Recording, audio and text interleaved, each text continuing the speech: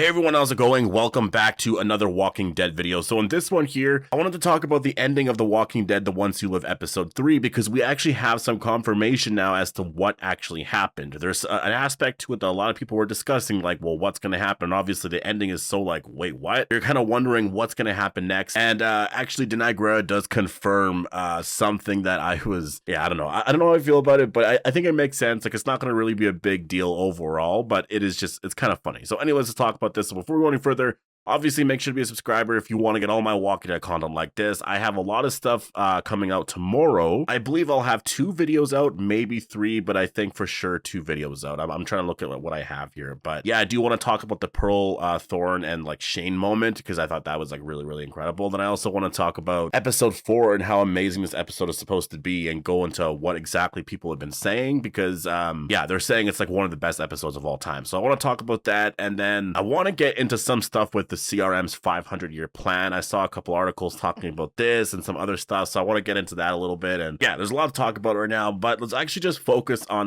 what I saw here. So I originally actually saw this from at TWalkingDWorld on Twitter. Really, like, honestly, the best account to follow for really just like Walking Dead news in general. And yeah, apparently Danai Gurira confirmed that Rick and Michonne, when they jumped out of the helicopter, they actually landed into water, which when I first saw that, I was like, wait, what? And yeah, I've been seeing a lot of people saying that, like, well, you know what, like the water, if they're really high in the air, it's basically like you could still die from that. Like, landing in water doesn't mean that you're going to survive that, right? Like, it's, yeah, just seeing all the responses here on Twitter or X, it's just kind of hilarious, because everyone's kind of saying the same thing. They're like, wait, what's going on here? That doesn't really make a lot of sense. So to me, I'm assuming, and I guess first of all, let's just get into what exactly Danai Gurira says here. So I'll leave a link down below to the article. EW obviously had the interview here with everyone. So yeah, if you want to go check it out, I mean, there's a lot. They talk about the whole entire ending just sort of in general.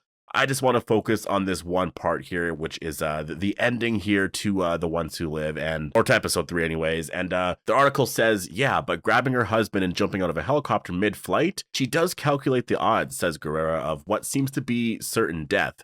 She sees that there's water below them. There was nothing else to do. She also gives credit for the idea to co-creator Scott M. Gimple. That definitely was Gimple's idea. I thought that was a very, very smart ending. And so, I mean, I guess Gimple came up with, I'm guessing he came up with the ending then, for them to jump out of the helicopter, I guess, into water.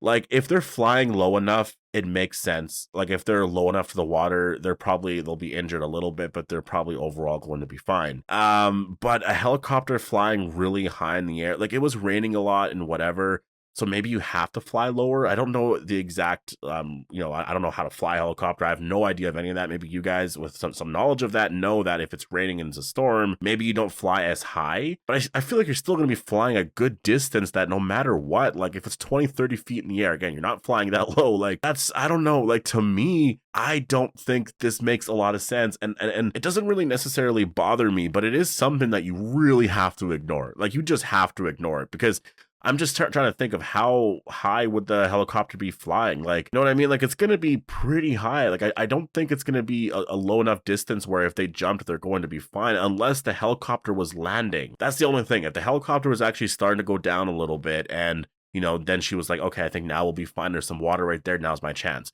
Like, maybe she planned it out like that. Then I can kind of see it. I mean, you're still going to be like, I don't know. I really depends on how the scene's going to play out. We're going to have to see in episode 4 early on. But landing in water, to me, like, just that explanation for it is very, very silly. I think that it doesn't really ruin the moment, but it's still just like, what? You know what I mean? Like, it was so easy to have one of them have a parachute, right?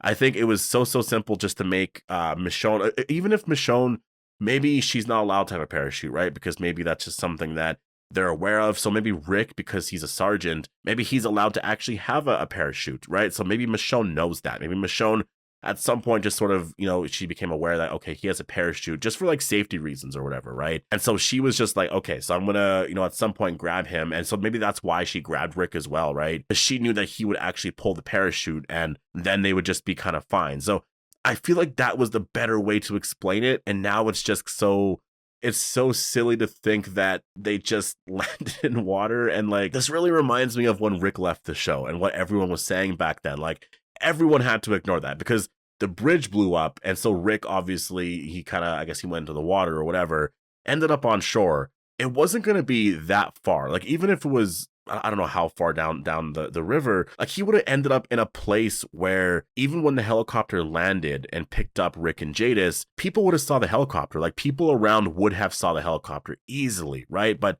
no one heard the helicopter. No one saw it, apparently, which is something that is just so unbelievable. Like, it's something that, like, when you look back at it, you're like, wait, how did no one know about that? And the fact that even since that moment, no one talked about the helicopter. Gabriel saw the helicopter. Negan saw the helicopter. No one's talked about it. No one's brought any of that up. And also, like, where's Jadis, right? Like, no one has talked about any of that. Maybe Michonne gets into that in episode 4. But again, there's just certain things like that with the writing that I just think there's easy ways to get out of it. You know, like, I just think in a moment like that, you can still pull off the same exact scene, and it's so shocking. Like, wait, what just happened, right? Because they just jumped out of the helicopter. And maybe it's really as simple as Rick has a parachute. Like, it's honestly, like, that is something that you can easily do. And maybe people are going to look at it and try to criticize it and be like, well, like, obviously, Rick, why would you give him a parachute if he's trying to escape this and that? Like, I get that part of it. But to me, it's like, well, if he's being promoted to a sergeant, then they trust him at this point, right? And also, Beale's going to promote him even more. So they trust him a lot more at this point. I think the parachute is just more for a safety thing. Because even if he tries to get away, like, they're going to find him at some point. And Rick's able to fly a helicopter and go other places. So, like, at some point, he could just leave anyways, right? So I think if people are arguing about that part of it, I just think that doesn't really make a lot of sense. So Rick should have just had the parachute. Them landing in water doesn't make a lot of sense. Again, overall, does it affect the episode? No, it doesn't. Really amazing moment. Does it affect the moment? Not really. You know, this show has really had some insane kind of laughable moments over the years, right? There's been a lot of things that just don't make a lot of sense that you kind of just have to ignore. You know, I'm thinking of, I remember when Daryl and Carol had that moment where they were in the van and the van went over that bridge, and just the physics of it, I think the van should have been upside down, but the van wasn't. So it didn't really make a lot of sense. There's some stuff with Shiva. There's just a lot throughout the years that have really didn't make a lot of sense. A lot of things that were just like, wait, what? And you kind of just have to ignore it, honestly. And I think for a moment like this, it's just something that you're going to have to kind of ignore. You're just going to have to assume that when they jumped out, they were kind of low enough that they went into the water. Yeah, it hurt, but they're fine kind of thing, right? I feel like that's kind of the best way we're going to have to look at it now, because otherwise it's a lot. It's honestly a lot to be like, yeah, I guess that overall they just, like, again, it is fine. It doesn't really ruin the ending overall, but if people are going to have issues with it, I do get it. And, like, you know, the ones who live, it's not like, I mean, obviously I love this show. I do think it is the best Walking Dead show that we've really ever gotten in a while. It depends on, like, certain aspects to it. Like, if the ending here is really good, and again, it depends on the next 3 episodes here. If they're really good and they get better and better and whatnot, then I can really look at this, you know, if it's a season 1 or season 2 or whatever, and look at just this season specifically and be like, this is probably the best season that we've ever gotten. Now, I'm not talking about certain moments. There might have been certain moments in, like, season 1 or season 4 of The Walking Dead that were better, that were just more exciting back then or something. I'm not sure. Although, like, this show honestly is really incredible. But I just think as a whole, you know, this season has just been so exciting that, like, if they were to do a season 2 as well, you got to get more creative with where the story's going next. And, like, you got to figure out certain things to make, you know, the story just, again, really exciting. And maybe you have Morgan show up, and then there's different aspects to it like that. And I mean, if it's 6 episodes, I think it's easier to make the arc more exciting, right? So I think, honestly, that's the biggest thing that has sort of changed with The Walking Dead as of late. Like, going to the 6 episode format, I think you could do 8 episodes, but if they want to do 6, whatever. Doing this over 16 episodes has changed a lot of the excitement, I would say. Like, yes, before it was like we'd watch an episode and it was just being within, you know, the show of The Walking Dead. You know, we just kind of watched it every week, and it was like we just loved every single episode, right? But I definitely, you know, looking back at the arc, like, it's hard because you would have an arc over a season, and then you would have a lot of episodes of just nothing, right? And it was exciting and you would like it, but it was like, you know, you knew you weren't getting any payoff until like episode 8 or like, you know, episode 16 or something like that.